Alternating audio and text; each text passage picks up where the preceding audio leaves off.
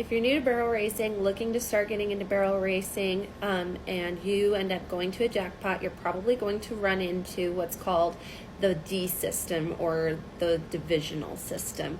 And it's a way of breaking out who wins money at a barrel race and where people land in placings based off of times. So it's different than, say, rodeos, where the fastest time wins and people fall into line based, fastest to slowest times, and the top 3, 4, 5, whatever it is, are the ones who win money.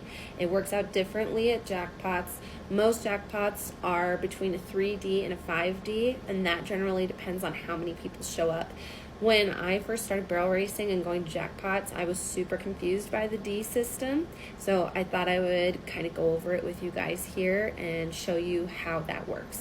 So the D system is basically a handicap system that allows riders and horses at all levels to have a shot at winning money. So even if you are an experienced rider who has 1D horses and is capable of winning at the 1D level, meaning the very top tier rider level, you may be bringing a young horse along that is only loping the pattern or barely cruising through, and this will still allow that horse a shot at winning some money. Now the same goes for beginner barrel racers who are even maybe on a more advanced horse or a finished horse.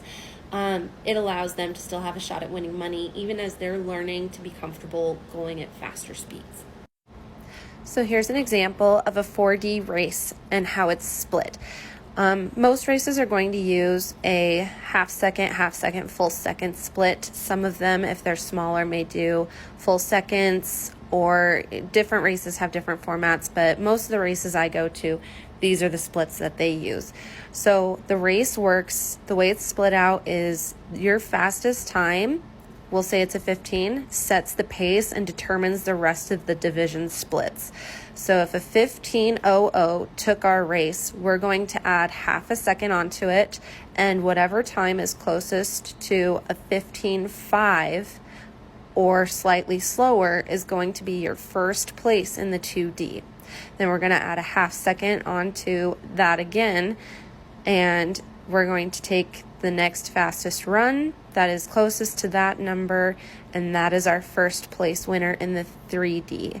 And then we're going to add a full second onto that, so that's 2 seconds from the 15:00, so the closest to a 17:00, that is either a 17:00 or slightly slower, is going to be your 4D winner.